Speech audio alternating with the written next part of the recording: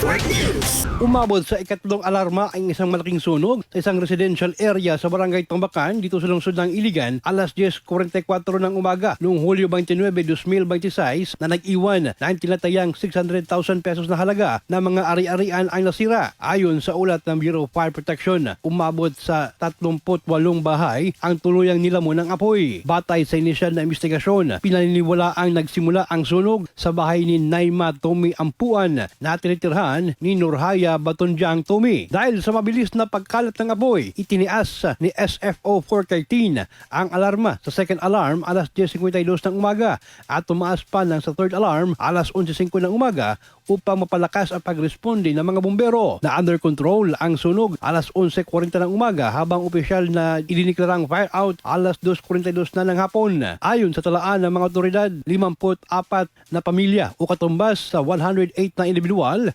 ang naapektuhan sa nasabing insidente. Pabuti na lamang at wala na italang namatay o nasugatan, kabilang na ang mga sibilyan at mga bomberong tumugon sa insidente. Napapatuloy sa kasulukuyan ang investigasyon ng BFP Iligan upang matukoy ang sanhi ng sunog. Kasama mo sa RMN DXIC Iligan, Radyoman Jado Barco Tatak, RMN RMN Network News.